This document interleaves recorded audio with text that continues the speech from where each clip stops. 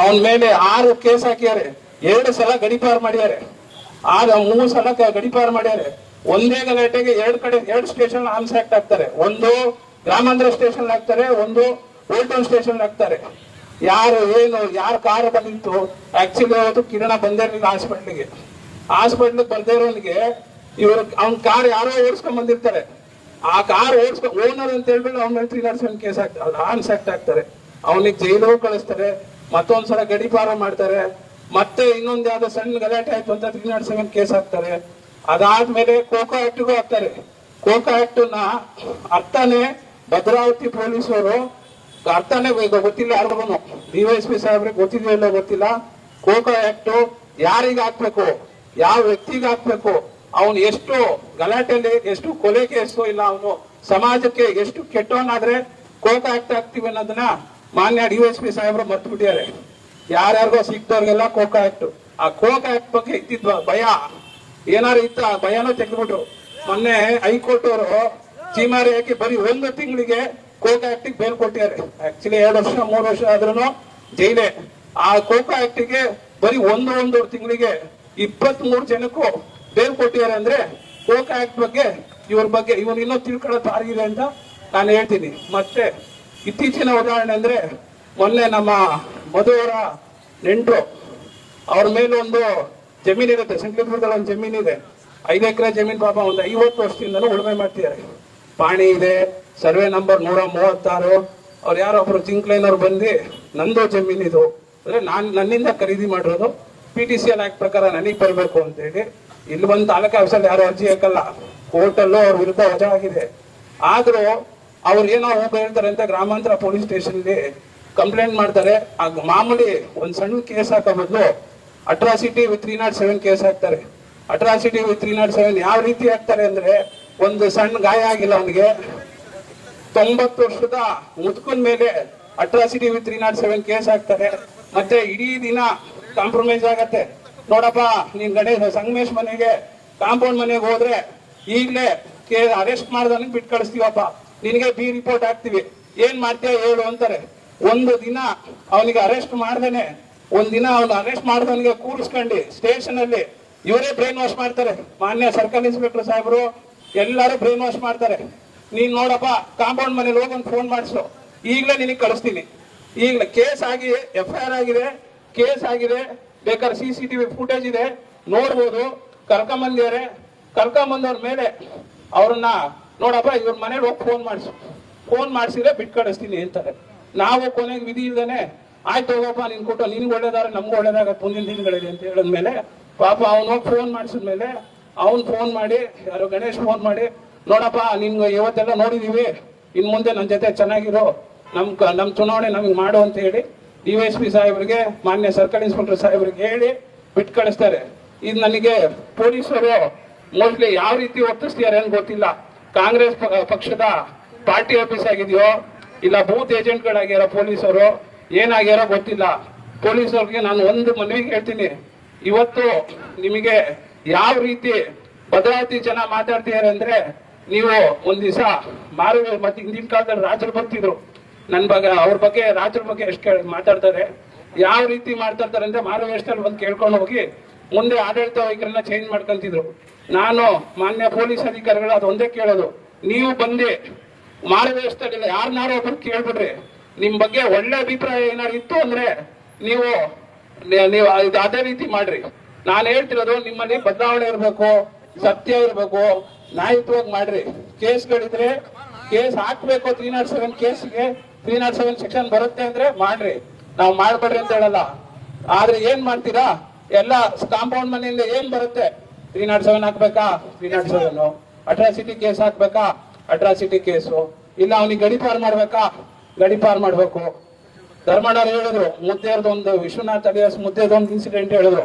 ಆ ವಿಶ್ವನಾಥ್ ಅಲಿಯಾಸ್ ಮುದ್ದೆ ಅಲ್ಲೇ ಹಾಕಿ ಏನ್ ಕಾರಣ ಅಂತ ಅದೇ ಚಾರ್ಜ್ ಶೀಟ್ ಅಲ್ಲೇ ನೋಡ್ರಿ, ಏನಕ್ಕೆ ಮುದ್ದೆ ಕೊಡೋದು ಅಂತ ಹೇಳಿದ್ರೆ, ಇವರಿಬ್ರು ಯಾರು ಗಾಂಧಿ, ಪ್ರಕಾಶ್, ಭರತ ಇವರೆಲ್ಲ ಕಾರ್ಡ್ಸ್ ರೈಡಿಗೆ ಹೋಗಿದ್ರು. ಮುದ್ದೆ ಜಾಯಿಂಟ್ ಅವರೆಲ್ಲ ಕಾರ್ಡ್ಸ್ ಆಡಿಸ್ತಾ ಇದ್ರು. ಆವಾಗ ಅಜಿತ್ ಅವ್ರಿಗೆ ಮಾಹಿತಿ ಕೊಟ್ಟು ಅಜಿತ್ ಇವರೆಲ್ಲ ರೈಡಿಗೆ ಹೋಗಿದ್ರು. ಆ ವಿಚಾರದಲ್ಲಿ ಗಾಂಧಿ ಗಲಾಟೆ ಆಯ್ತು. ಇದು ಮುಂದುವರೆದ ಭಾಗ ಅಂತ ಹೇಳ್ತಾರೆ. ಅಂದ್ರೆ ನಾವು ಹೋಗಿ ಅನೈತಿಕವಾಗಿ ನಡೀತಿರೋದ ಜೂಜಡ್ಡೆನ ನಿಲ್ಸೋದು ತಪ್ಪು.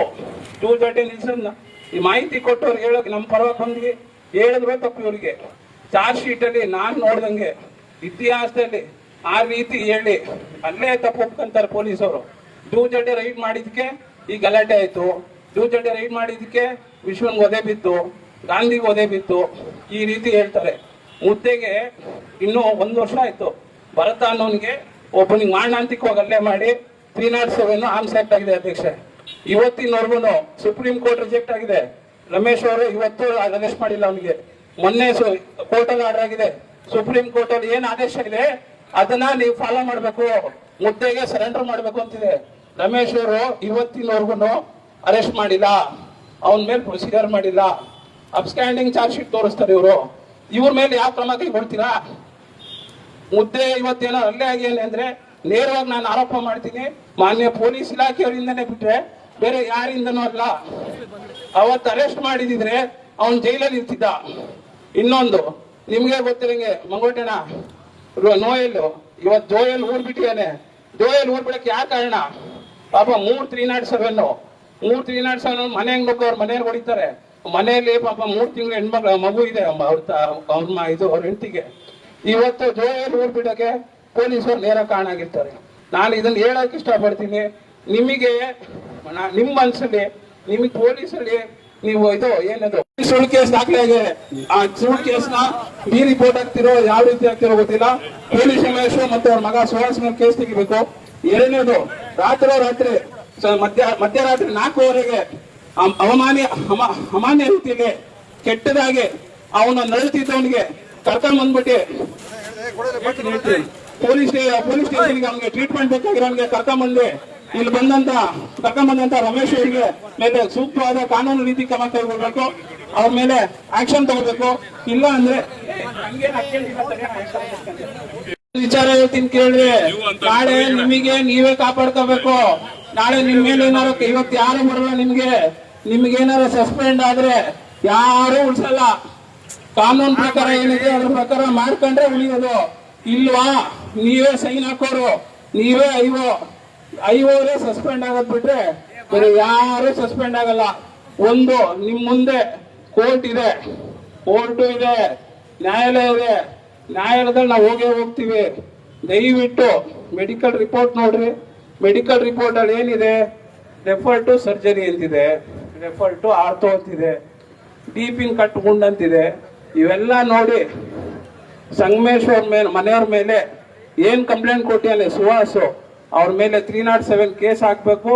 ಇಲ್ಲ ಅಂದ್ರೆ ಮುಂದಿನ ದಿನಗಳಲ್ಲಿ SP ಕಚೇರಿ ಮುಂದೆ ಬಂದು ನಾವು ಧರಣಿ ಕೊಡ್ತೀವಿ. ಇಲ್ಲಿಂದ ಪಾದಯಾತ್ರೆ ಹೋಗ್ತೀವಿ. ಇದೊಂದು ಮುಂದಿನ ದಿನಗಳಲ್ಲಿ ಭದ್ರಾವತಿ ಬಂದು ಮಾಡ್ತೀವಿ. ದಯವಿಟ್ಟು ನಾವಿಲ್ಲೇನೋ ನಾವು ಅಂದ್ವಿ, ಮನವಿ ಇಸ್ಕೊಂಡ್ವಿ, ಸ್ಟೇಷನ್ಗೆ ಹೋಗಂಗೆ ಇಟ್ವಿ ಅಂದ್ರೆ ದಯವಿಟ್ಟು ಬರಕ್ ಹೋಗ್ಬೇಡ್ರಿ. ಇನ್ನು 2 ದಿನ ಆದ್ರೂ ನಾವು ಕೂರಕ್ ರೆಡಿ ಇದೀವಿ. 10 ದಿನ ಆದ್ರೂ ಕೂರ್ಲಿಕ್ಕೆ ರೆಡಿ ಇದೀವಿ. ಏನಾರು ಪರಿಹಾರ ಮಾಡ್ತೀವಿ ಅಂದ್ರೆ ಬಂದು ಮನವಿ ಇಸ್ಕೊಂಡು. ಮತ್ತೊಮ್ಮೆ ಎಲ್ಲರೂ ನಮ್ಮ ಹೋರಾಟಕ್ಕೆ ಬೆಂಬಲ ಕೊಟ್ಟಂತ ಎಲ್ಲಾ ಪಕ್ಷದವರು, ಎಲ್ಲಾ ಸಂಘಟನೆಗಳಿಗೂ ಮತ್ತು ಪೊಲೀಸ್ ಉಮೇಶಣ್ಣವ್ರ ಅಪ್ಪ ಯಾರಿಲ್ಲಿ ಅವ್ರಿಗೂ ಮಾತಾಡ್ತಾರೆ. ಅವ್ರಿಗೂ ಒಂದು ಅವಕಾಶ ಇದೆ, ಮಾತಾಡ್ತಾರೆ. ಬಂದಂತ ಎಲ್ಲ ನನ್ನ ಪಕ್ಷದ ಮುಖಂಡರುಗಳಿಗೂ ಧನ್ಯವಾದಗಳು. ಏನು ಮೊಬೈಲ್ ಅಲ್ಲಿ ವಿಡಿಯೋ ಮಾಡ್ತಿರ್ತಾರೆ. ಗಣೇಶ ಏನ್ ಹೇಳ್ತಾನೆ ಅಂದ್ರೆ ವಿಡಿಯೋ ಆಫ್ ಮಾಡಪ್ಪ ಅಂತ ಕೇಳ್ತಾನೆ. ಇಲ್ಲಪ್ಪ ನನಗೆ ವಿಡಿಯೋ ಮಾಡ್ಲಿಕ್ಕೆ ಹೇಳಿದ್ರೆ ನಾನು ವಿಡಿಯೋ ಮಾಡ್ತಾ ಇದ್ದೀನಿ ಅಂತ ಹೇಳ್ತಾನೆ. ಆಗ ಗಣೇಶ ಏಕಾಏಕಿ ಬಂದು ಸುಹಾಸ್ರವ್ರ ಮೇಲೆ ಹಲ್ಲೆ ಮಾಡ್ತಾರೆ. ಆ ಹಲ್ಲೆಗೆ ಪ್ರತಿಕ್ರಿಯೆ ಸುಹಾಸು ಬಿಸಿ ರಕ್ತದ ಯುವಕ, ಅವನು ಒಂದು ಹೊಡೆತ ಹೊಡಿತಾನೆ. ಅವನು ಒಂದ್ 2-3 ಹೊಡೆತ ಹೊಡೆದಾಗ ಗಣೇಶ್ರವ್ರಿಗೆ ಎಲ್ಲಿರುತ್ತೋ ಏನೋ ಅವಮಾನ ಆಗ್ಬಿಡುತ್ತೆ. ಎಲ್ಲಾ ಹುಡುಗರನ್ನು ಎಲ್ಲಾ ಚೇಲೆಗಳನ್ನ ಕರೆಸಿ ಏನೇನಿದೆ ಎಲ್ಲ ತಗೊಂಡ್ಬರ್ರಿ ಅಂತ ಹೇಳಿ ಪಾಪ ಇಬ್ರೆ ಪೊಲೀಸ್ ಉಮೇಶು ಮತ್ತೆ ಅವ್ರ ಅಣ್ಣನ ಮಗ ಸುಹಾಸ್ ಇಬ್ಬರೇ ಇದ್ದಿದ್ದು. ಇವ್ರ ಮೇಲೆ ಸುಮಾರು 50 ಜನ, 50ರಿಂದ 60 ಜನ ಹಲ್ಲೆ ಮಾಡ್ತಾರೆ. ಅಲ್ಲಿದ್ದಂತ ಬಾಟ್ಲಿ, ರಾಡು ಏನೇನ್ ಸಿಗತ್ತೆ ಇಲ್ಲಿ ಸರದ್ರಲ್ಲೆಲ್ಲ ಹೊಡಿತಾರೆ. ಅವಾಗ ಪೊಲೀಸರು ಮಧ್ಯಸ್ಥಿಕೆ ವಹಿಸಿ ಇಬ್ರನ್ನು ಬಿಡಿಸಿ ಕರ್ಕೊಂಡ್ಬರ್ತಾರೆ. ಪೊಲೀಸರೇ ಸಾಕ್ಷಿ ಇದಕ್ಕೆ. ಆಮೇಲೆ ಮಲ್ಲೇಶ್ವರ ಸಭಾಭವನದಲ್ಲಿ CCTV ಫುಟೇಜ್ ಇರುತ್ತೆ. ಪೊಲೀಸರೇ ಮುಂದೆ ನಿಂತ್ಕೊಂಡು CCTV ಫುಟೇಜ್ ನ ಡಿಲೀಟ್ ಮಾಡ್ತಾರೆ. ಎಲ್ಲಿ ಕಾಂಪೌಂಡ್ ಮನೆಯದು ಇದು ಅನ್ಯಾಯ, ಗಲಾಟೆ, ದೌರ್ಜನ್ಯ ಬೆಳಕಿಗೆ ಬಂದ್ಬಿಡುತ್ತೆ. ಎಲ್ಲಿ CCTV ಫುಟೇಜ್ ನಾಳೆ ಟಿವಿಗೆ ಹೋದ್ರೆ ಅವರ ಇಮೇಜ್ಗೆ ಕೆಟ್ಟದಾಗತ್ತೆ ಅಂತ ಹೇಳಿ ಪೊಲೀಸರೇ, ನ್ಯೂಟನ್ ಪೊಲೀಸರೇ ಮುಂದೆ ಹೋಗಿ CCTV ಫುಟೇಜ್ ಡಿಲೀಟ್ ಮಾಡ್ತಾರೆ ಫಸ್ಟ್. ನಂತರ ಮುಂದೆ ನಿಂತ್ಕೊಂಡು ಪೊಲೀಸರೇ ಯಾವುದೇ ರೀತಿಯಾದ ಇದು ಏನೋ ಆಯುಧಗಳು ಬಳಕೆ ಆಗಲ್ಲ, ಚಂದ್ರೇಗೌಡರು ಹೇಳ್ದಂಗೆ ಚಾಕು ಬಳಕೆ ಆಗಲ್ಲ, ಲಾಂಗ್ ಬಳಕೆ ಆಗಲ್ಲ, ಯಾವುದೇ ರೀತಿಯಾದ ಮಾರಕಾಸ್ತ್ರ ಬಳಕೆ ಆಗಲ್ಲ. ಯಾರೋ ಒಬ್ಬ ಹೇಳ್ತಾನೆ ನನಗೆ ಬಟ್ಟೆಯಲ್ಲಿ ಕುತ್ತಿಗೆ ಬಿಗಿದ್ರು ಅಂತ, 50 ಜನ ಇವರಿಬ್ರು ಹೋಗ್ಬಿಟ್ಟು ಅವನೊಬ್ಬನಿಗೆ ಕುತ್ತಿಗೆ ಬಿಗಕ್ಕಾಗತ್ತ? ಇನ್ನೊಬ್ಬನಿಗೆ ರೋಡಲ್ಲಿ ನನಗೆ ದೊಣ್ಣೆಯಲ್ಲಿ ಹೊಡೆದ್ರು ಅಂತಾರೆ. ದೊಣ್ಣೆಯಲ್ಲಿ ಹೊಡೆದಿದ್ದ ಇತಿಹಾಸದಲ್ಲಿ 307 ಕೇಸ್ ಆಗಿದ್ದು ನಮ್ಮ ರಮೇಶ್ ಅಣ್ಣನವರೇ ಮಾಡಕ್ ಕಾರಣ ಬಿಟ್ರೆ ಬೇರೆ ಯಾರು ಮಾಡ್ಲಿಕ್ಕಾಗಲ್ಲ. ರಮೇಶ್ ಅಣ್ಣವ್ರಿಗೆ ಕೇಳಿದ್ರೆ ನಾನೇನ್ ಮಾಡೋಣ, ಒತ್ತಡ ಇದೆ, ನಾನೇನು ಮಾಡ್ಲಿಕ್ಕೆ ಬರಲ್ಲ ಅಂತಾರೆ. ಆಮೇಲೆ 307 ಕೇಸ್ ಪಾಪ ಸುಹಾಸ್ ಅವ್ರು ಹೋಗಿ ಮೆಗಾನಿಗೆ ಹೋಗಿ ಅಡ್ಮಿಟ್ ಆಗ್ತಾರೆ. ನಾನು ಹೋಗ್ತೀನಿ, ಮಧು ಅವರು ಹೋಗ್ತಾರೆ, ಮತ್ತೊಂದು 4-5 ಜನ ಹೋಗ್ತೀವಲ್ಲಿ. ಅಲ್ಲಿ ನಿಂತು ಕೇಸ್ ಬರ್ಕೊಂತಾರೆ. ಕೇಸ್ ಬರ್ಕೊಂಡ್ಮೇಲೆ ಪಾಪ ಅವನಿಗೆ 15 ಹೊಲಿಗೆ ಡೀಪ್ ಕಟ್ಕೊಂಡಂತ ಬರುತ್ತೆ, ಮೆಡಿಕಲ್ ರಿಪೋರ್ಟ್ ಇದೆ, ರೆಫರ್ ಟು ಸರ್ಜರಿ, ಆರ್ಥೋ ತೋರಿಸ್ಬೇಕು ಅಂತಾನೂ ಇದೆ, ಅದಕ್ಕೆ ಬೇಕಾದ ಸ್ಕ್ಯಾನಿಂಗ್ ರಿಪೋರ್ಟ್ ಇದೆ, ಎಲ್ಲ ಇದೆ, ಎಲ್ಲರಿಗೂ ಗೊತ್ತಿದೆ. ಅವನಿಗೆ ಆಪರೇಷನ್ ಅಗತ್ಯವಿದೆ ಅಂತಾನೆ ಇದೆ. ಸುಮಾರು 1 ಸೆಂಟಿಮೀಟರ್ ಆಳ ತಲೆಗೆ ಹೊಡ್ತಾ ಬೀಳುತ್ತೆ, ರಕ್ತ ಸುರಿತಾನೆ ಇರುತ್ತೆ, ಡ್ರಿಪ್ಸ್ ಅಲ್ಲಿ ಇರ್ತಾನೆ. ಅವನಿಗೆ 4ವರೆಗೆ ಬಾರಪ್ಪ ನಿಂದು ಚಿಕಿತ್ಸೆ ಆಯ್ತು, ನಾನು ಹೆಚ್ಚಿನ ಚಿಕಿತ್ಸೆ ಕೊಡಿಸ್ತೀನಿ ಅಂತ ಹೇಳಿ ಅಲ್ಲಿಂದ ಡಿಸ್ಚಾರ್ಜ್ ಮಾಡಿಸಿ ಡಾಕ್ಟರ್ ಸುಳ್ಳು ಹೇಳಿ ನ್ಯೂಟನ್ ಪೊಲೀಸ್ ಸ್ಟೇಷನ್ಗೆ ಕರ್ಕೊಂಡ್ಬರ್ತಾರೆ. ಡ್ರಿಪ್ಸ್ ಬಿಡಿಸಿ ನ್ಯೂಟನ್ ಸ್ಟೇಷನ್ಗೆ ಕರ್ಕೊಂಡ್ಬರ್ತಾರೆ. ನಾವು ಅವಾಗ ಕೇಳಲಿಕ್ಕೆ ಹೋಗ್ತೀವಿ. ರಮೇಶ್ ಅಣ್ಣವ್ರು ಏನ್ ಹೇಳ್ತಾರೆ ಅಂದ್ರೆ, ಈಗಲೂ ಅವಕಾಶ ಇತ್ತು ಅವ್ರಿಗೆ ರಾಜಿ ಆಗ್ಲಿಕ್ಕೆ, ಅವಕಾಶ ಆಗ್ಲಿಲ್ಲ, ರಾಜಿ ಮಾಡ್ಕೊಳ್ಳಿಲ್ಲ, ಅದಕ್ಕೆ ಅವ್ರಿಗೆ ನಾನು ಅರೆಸ್ಟ್ ಮಾಡ್ಕೊಂಡು ಕರ್ಕೊಂಡ್ ಬಂದಿದ್ದೀನಿ ಅಂತಾರೆ. ನಾವು ಆಯ್ತು ಸರ್ ಒಂದ್ ಮಾತು ಕೇಳ್ರಿ ಅಂತ ಹೇಳ್ತೀವಿ. ಆಯ್ತು ನಾವೇ ಸೋಲ್ತೀವಿ, ಅವ್ರ ಮನೆಯವ್ರು ಗೆಲ್ಲಿ, ಕಾಂಪೌಂಡ್ ಮನೆಯವ್ರು ಗೆಲ್ಲಿ, ಆಯ್ತು ಒಂದ್ಸಲ ರಾಜಿ ಆಗ್ಲಿ ಹೋಗ್ಲಿ ಅಂತಾನು ಕೇಳ್ತೀವಿ. ಅವಾಗ ರಮೇಶ್ ಅಣ್ಣನವರು ಮಧ್ಯಸ್ಥಿಕೆ ವಹಿಸ್ತಾರೆ. ಸಬ್ ಇನ್ಸ್ಪೆಕ್ಟರ್ ರಮೇಶ್ ಅಣ್ಣವ್ರು ಫೋನ್ ಮಾಡ್ತಾರೆ, ಇಲ್ಲ ಹಿಂಗ್ ಬಂದಿದ್ದಾರೆ ಸರ್, ಅವರೇ ಕೇಳ್ಕೊಂತೀರ, ಏನಾರು ಮಾಡಿದೆ, ಈಗೇನು ಮಾಡಕ್ಕಾಗಲ್ಲ, ಕೇಸ್ ಹಾಕು ಅಂತ ಹೇಳ್ತಾರೆ. ಆವಾಗ ರಮೇಶ್ ಅಣ್ಣವರು ಅವರ ಶೌರತ್ವವನ್ನು ತೋರಿಸ್ತಾರೆ. ಅವ್ರನ್ನ ಏಕಾಏಕಿ ಸೆಲ್ಲಿಗೆ ಹಾಕಿ ಅವ್ರ ಮೇಲೆ 307 ಕೇಸ್ ಹಾಕಿ, ಪಾಪ ಅವನಿಗೆ ಚಿಕಿತ್ಸೆಯನ್ನು ನೋಡಲ್ಲ, ಅವನಿಗೆ ಇಡೀ ದಿನ ಅನ್ನವನ್ನು ಕೊಟ್ಟಿಲ್ಲ, ಜ್ಯೂಸ್ ಮಾತ್ರ ಕೊಟ್ಟಿರೋದು. ಅಂತ ಇದರಲ್ಲಿ ಅಂತ ಯಾರಿಗೆ ಮನುಷ್ಯತ್ವ ಅನ್ನೋದೇನಾರು ಇದ್ರೆ ಪೊಲೀಸ್ ಇಲಾಖೆಲ್ಲ ಯಾವನೇ ಮನುಷ್ಯ ಆದನು ಒಂದ್ ಸಣ್ಣದು ಏನಪ್ಪಾ ಹೆಂಗಿದ್ಯಾ ಟ್ರೀಟ್ಮೆಂಟ್ ಕೊಡಿಸ್ಬೇಕಂತನಾರ ಕೇಳ್ತಾರೆ.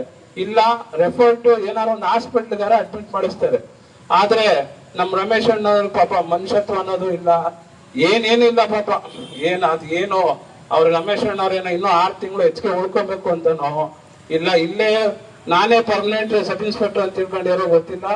ಇಲ್ಲ ರಮೇಶ್ ಅಣ್ಣವ್ರಿಗೆ ಸಂಗಮೇಶ್ IG ಅಂತ ತಿಳ್ಕೊಂಡಿರ್ಬೇಕು, ಗಣೇಶನ್ನೇ SP ಅಂತ ತಿಳ್ಕೊಂಡಿರ್ಬೇಕು, ಜಗಣ್ಣನ್ನೇ ಅಡಿಷನಲ್ SP ಅಂತ ತಿಳ್ಕೊಂಡಿರ್ಬೇಕು, BK ಮೋಹನ್ನೇ DC ಅಂತ ತಿಳ್ಕೊಂಡಿರ್ಬೇಕು.